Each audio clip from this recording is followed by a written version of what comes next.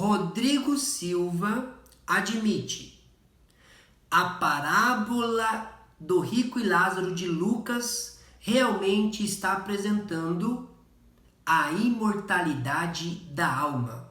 Resposta ao João Flávio Martinez, do grupo CACP. Eles gravaram um vídeo torcendo as palavras do Dr. Rodrigo Silva e também de Ellen White. Vamos refutar agora.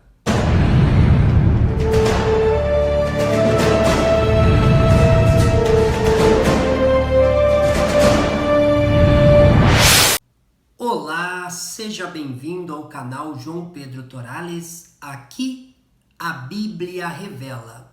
Querido irmão e querida irmã, seja muito bem-vindo a este canal. Este é o seu canal, o canal da sua família. Amigos, mais um vídeo importantíssimo no canal e hoje refutando o João Flávio Martinez do CACP. Ele gravou um vídeo, falando que o Dr. Rodrigo está crendo agora, a partir de agora, na imortalidade da alma. Claro, um vídeo assim, torcido, colocou uma parte e torceu o que o Dr. Rodrigo Silva falou e também torceu o que ele leu sobre Ellen White. Vamos assistir o pequeno trecho que ele torce isso, e cria um espantalho, e querendo dizer que o Dr. Rodrigo Silva está acreditando na imortalidade da alma. Vamos assistir esse pequeno trecho dele falando, Depois eu vou mostrar nas escrituras e irei refutar ele. Vamos assistir. Vou colocar um vídeo aqui do Rodrigo Silva, que fez uma tese sobre esse assunto, falando sobre esse texto. Depois eu vou ler as próprias palavras de Ellen White sobre essa mesma parábola. E depois eu vou dar um fechamento aqui sobre essa problemática. Vamos ouvir então o vídeo do senhor Rodrigo Silva. De uma coisa, o texto está falando de imortalidade da alma, gente. Eu tenho que ser honesto com o texto. E alguém pode falar assim: Rodrigo, você está rompendo com o adventismo em dizer isso. Não, eu estou sendo honesto com a leitura que eu faço. O texto da parábola do rico e Lázaro fala de imortalidade da alma.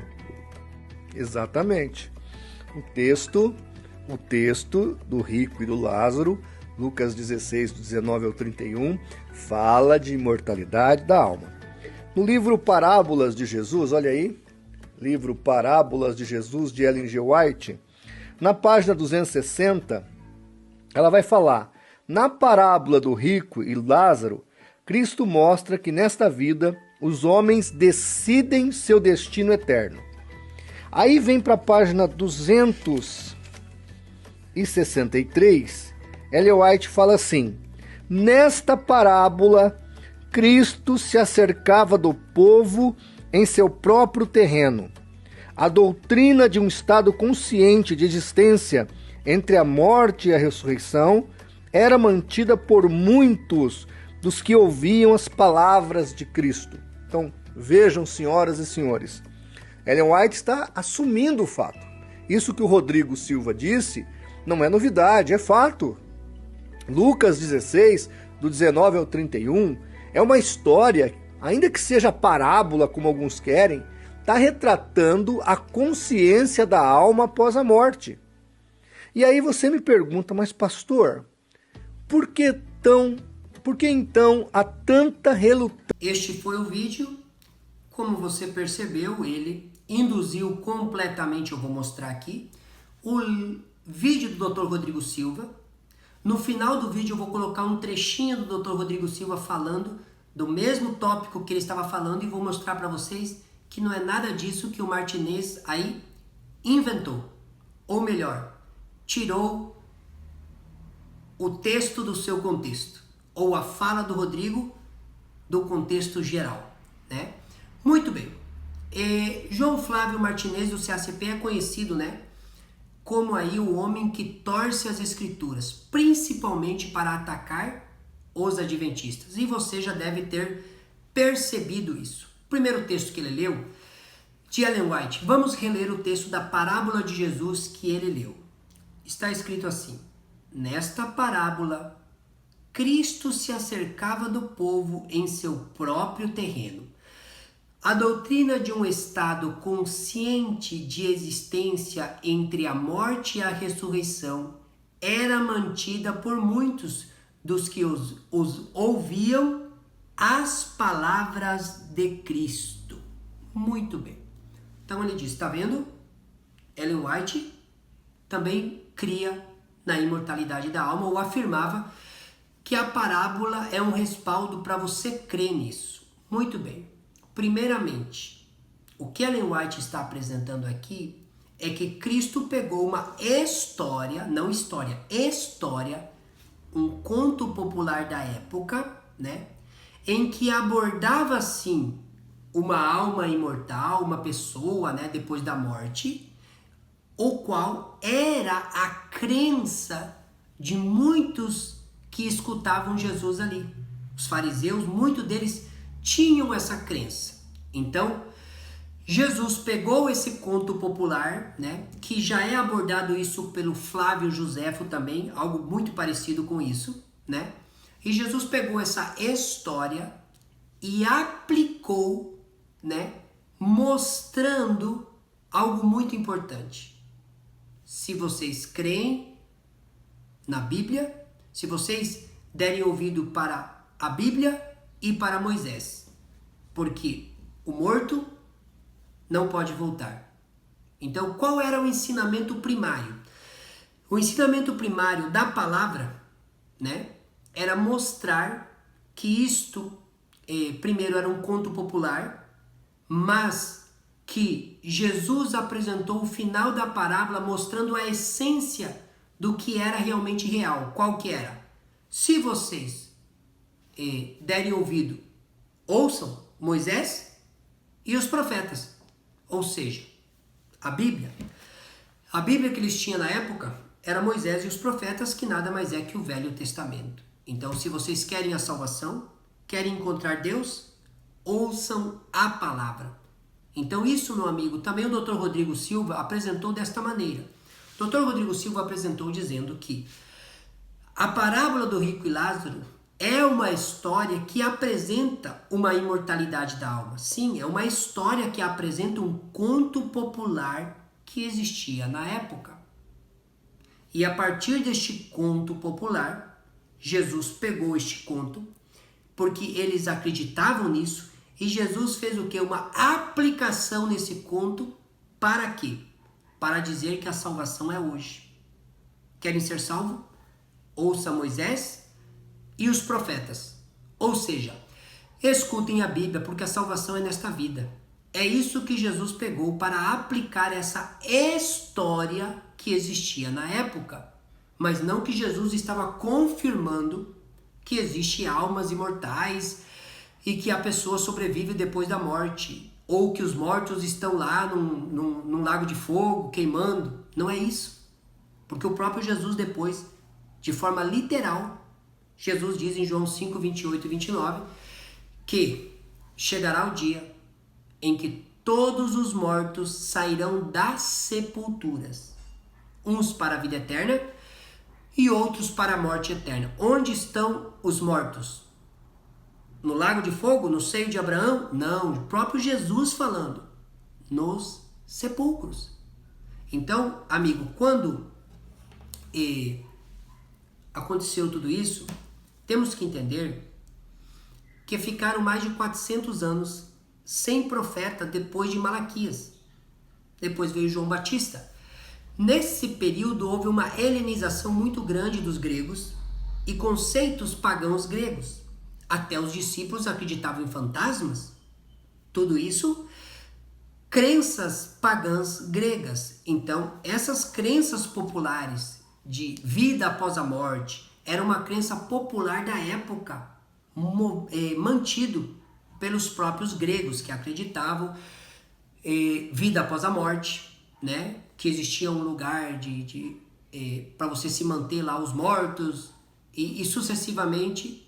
Esta crença era acreditada ou era aceita por muitas pessoas, próprios fariseus. Jesus pegou um conto popular, aplicou uma verdade de que a salvação é hoje. Se você quer, ouça a Bíblia, porque você não terá outra chance. Tudo isso, amigo, é muito comum a gente ver nas escrituras alguém pegar um conto popular, aplicar e depois colocar um conceito verdadeiro no fim desse conto. Um exemplo, dá um exemplo aqui muito claro. Por exemplo, Atos, né?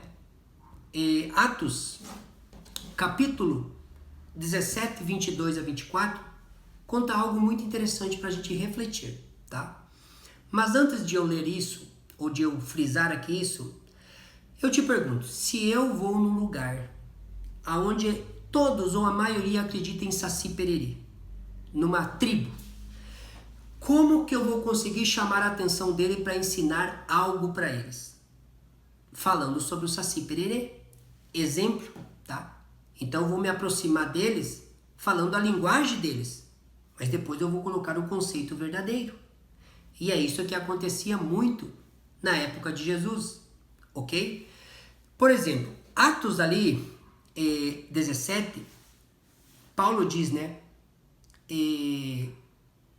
Estando Paulo no meio do aerópago, disse: homens atenienses, em tudo vos vejo, em tanto supersticiosos, né? Porque passando eu vendo vossos santuários, achei também um altar, que estava escrito, ao Deus desconhecido. Esse, pois, vós honrais, não conhecendo. Muito bem. Paulo estava em Atenas, povo pagão, certo? E Paulo queria pregar para esse povo. Mas como que Paulo poderia ter abertura para pregar para esse povo? Paulo leu uma placa lá, Deus desconhecido. Era o Deus verdadeiro, nosso, o Deus dos céus? Claro que não. Eles eram pagãos. Eles não tinham conhecimento do Deus criador dos céus e da terra. Mas como eles não sabiam o nome daquele Deus, eles colocaram um Deus desconhecido. Paulo pegou um gancho e disse, está vendo o Deus desconhecido? Esse daí é o que eu estou apresentando para vocês. O Deus desconhecido é o Deus que eu apresento para vocês, é o Deus verdadeiro. O Deus que criou os céus e a terra. O que Paulo fez? Paulo pegou um gancho ali e aplicou para mostrar o Deus verdadeiro. Aquele Deus desconhecido era o Deus realmente criador dos céus e da terra? Claro que não, eles não tinham noção, eles eram pagãos. Que lá não era. Mas Paulo pega algo que eles estavam familiarizados e esse Deus desconhecido não tinha nome, então Paulo poderia usar essa referência para mostrar o Deus verdadeiro. Pega conceitos deles para mostrar o Deus verdadeiro. Jesus pegou um conto popular da época para aplicar que a salvação é hoje. Devemos crer na Bíblia. Ouça Moisés e os profetas. As Escrituras. É o que eles tinham na época. Então, resumindo, Martinez pegou esses pontos, torceu as palavras do Dr. Rodrigo. Assista um pequeno trecho das palavras do Dr. Rodrigo, né? Para você ver que tudo isso que eu falei aqui é verdadeiro e que como que o Martinez torceu. Vamos assistir. Que seja uma parábola, ainda que tenha algumas hipérboles aqui, eu tenho que admitir uma coisa. O texto está falando de imortalidade da alma, gente. Eu tenho que ser honesto com o texto. E alguém pode falar assim, Rodrigo, você está rompendo com o adventismo em dizer isso. Não, eu estou sendo honesto com a leitura que eu faço. O texto da parábola do rico e Lázaro fala de imortalidade da alma. Agora, como é que eu vejo, então, toda a minha narrativa aqui sobre uma alma não imortal, uma alma que pode perecer, que eu mencionei no outro vídeo e falei nesse também, à luz desse texto? Será que a Bíblia estaria em contradição? Ou estou tentando agora fazer um malabarismo acadêmico para poder forçar esse texto dentro da doutrina que eu acredito? Bom, a primeira coisa que nós temos que ver é esse texto dentro do seu contexto. Ele está aqui no capítulo 16, onde Jesus fala da parábola de um administrador infiel, tá certo? E até fala do perigo das riquezas e termina dizendo assim, vocês não podem servir a Deus e as riquezas. Aí depois ele fala da lei do reino de Deus, onde os fariseus, que eram avarentos, começaram a justificar a obra deles, e Jesus falou o seguinte: olha, a lei e os profetas duraram até João. Jesus estava falando de João Batista. E logo em seguida que Jesus fala de João Batista, Jesus fala, e ele coloca, né? É mais fácil passar o céu e a terra do que um tio ou um jota cair da lei de Deus. E ele fala, quem repudiar a sua mulher e se casar com outra comete adultério. Era justamente a pregação que João Batista estava fazendo contra o rei Herodes, que havia roubado a esposa do irmão dele para ficar com ela. Foi a acusação de João Batista. Jesus repete essa acusação aqui. E logo em seguida tem a narrativa da parábola do rico e Lázaro, que, diferente do homem, do administrador infiel, isso me chama a atenção, o rico aqui, ele é um judeu piedoso. Tanto é que ele chama Abraão de pai. Pai Abraão, tem misericórdia, pai Abraão. Ele é diferente daquele do administrador infiel, que ele gostava das riquezas. O administrador infiel, Jesus fala o seguinte, olha, nenhum servo pode servir a dois senhores, porque irá amar a um e odiar o outro. Então Jesus falou assim, cuidado nisso aqui. Mas o rico aqui da parábola, diferente do administrador infiel, ele era um homem religioso, piedoso. Esses são pontos interessantes. Agora, o que eu aprendo do judaísmo de modo geral? Eu já falei no outro estudo, até com a argumentação de eruditos, de biblistas de peso, não adventistas, que no Antigo Testamento não há espaço para uma nefesh, para uma alma que sobrevive ao corpo. A alma perece. Toda alma que pecar, esta morrerá. Ela não é imortal. Quando nós lemos no Gênesis, o homem não tem uma alma, ele passa a ser uma alma vivente. Diz que Deus soprou nas narinas o fôlego de vida, fez o pó da terra, soprou nas narinas do fôlego de vida, e o homem passou a ser alma vivente, o nefesh hayah. Ele não passou a ter uma alma, não é? E sem contar que a palavra nefesh ela é bem concreta no Antigo Testamento, pode ser garganta às vezes, pode ser vida, uma série de coisas. Mas aconteceu uma coisa curiosa no judaísmo após o exílio da Babilônia. O judaísmo começou a se aproximar demais das fontes gregas.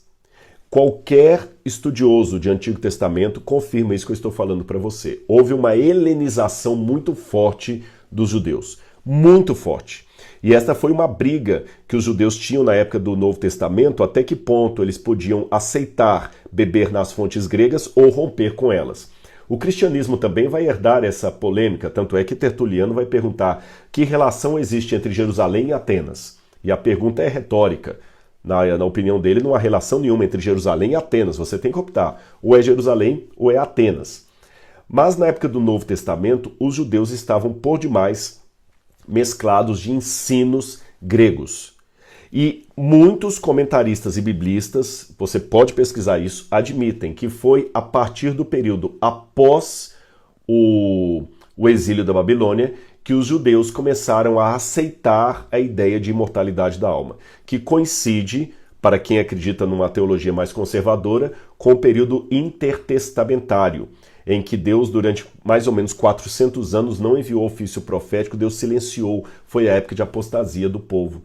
E isso pegou tanto o povo que eles tinham superstição. Os próprios discípulos de Jesus viam Jesus andando nas águas e gritavam pensando que era um fantasma. A ideia de Messias que foi distorcida, os discípulos de Jesus até o final não entendiam o que significava o plano messiânico de Jesus. E dentre essas várias distorções do que seria o Messias, o papel do Messias, pensavam no Messias guerreiro, da ideia de salvação pelas obras, que os fariseus colocavam tão forte, vinha também a ideia da imortalidade da alma. Tanto é que Jesus conta essa parábola para um auditório que tinha fariseus no meio. A ideia dos fariseus sobre a imortalidade da alma é um pouco controversa. Eu, particularmente, ainda acredito que os fariseus acreditavam na imortalidade da alma, porque Flávio Joséfo diz que os fariseus acreditavam na imortalidade da alma. Mas eu tenho que admitir que há alguns autores que creem que Joséfo estava equivocado com relação a isso, e que os fariseus não acreditavam na imortalidade da alma, que isso é um conceito posterior e errado, que nós sabemos muito pouco sobre os fariseus, e é fato. Nós sabemos pouco sobre a doutrina dos fariseus. Então, eu ainda acredito, mas eu posso amanhã mudar de opinião, que os fariseus acreditavam na imortalidade da alma. E aí faz sentido Jesus contar essa parábola aqui para responder ao que os fariseus acreditavam. Mas, como eu falei, isso é um ponto controverso. Agora, será que essa parábola foi uma parábola contada por Jesus? Eu vou surpreender você com o que eu vou dizer aqui agora. Há muitos eruditos que admitem, isso aqui é quase um ponto pacífico no mundo acadêmico, que esta parábola não foi criada por Jesus, mas apenas reproduzida por Jesus, uma parábola dizendo. Não há isso aqui. Todas as parábolas de Jesus sempre têm antecedendo assim, e Jesus passou a dizer-lhes. E Jesus disse aos seus discípulos. Aqui não, só fala assim, ora. Havia certo homem, esse ora no grego é bem assim, irônico. Havia certo homem, Jesus conta a história. Só que quando chega no final da narrativa de Jesus, aí ele quebra o final, porque todas as outras histórias que eu apresentei para vocês, sempre tem alguém que consegue a chance de voltar do mundo dos mortos para o mundo dos vivos e contar o que ele viu lá.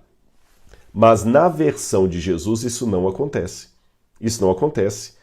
Quando Lázaro pede a Abraão para voltar para o mundo dos ricos, dos vivos, Abraão diz assim, isto é impossível. E ele fala, não, mas eu tenho pessoas lá. Abraão fala, não, eles têm Moisés e os profetas. Moisés e os profetas, a lei e os profetas, era na época de Jesus a Escritura, o Antigo Testamento. E Abraão fala com ele assim, eles têm Moisés e os profetas, que os ouçam. Em outras palavras, se vocês têm a Escritura Sagrada revelada por Deus aos seus profetas, por que vocês precisam ficar dando ouvido a esses pregadores que rodam aqui a região de Judá e da Galileia, dizendo terem tido experiências no mundo dos mortos? Vocês esqueceram que Deus falou, não haverá entre vós quem consulte os mortos? Então vocês não precisam disso. Querem saber a vontade de Deus para não sofrerem as punições do fogo do inferno? Leiam as Escrituras. Está lá nas Escrituras. Não, pai Abraão, mas por favor manda alguém lá, porque se alguém dentre os mortos for até lá, eles irão se arrepender. Abraão, porém, falou, se eles não ouvem Moisés e os profetas, também não se deixarão convencer, mesmo que ressuscite alguém dentre os mortos.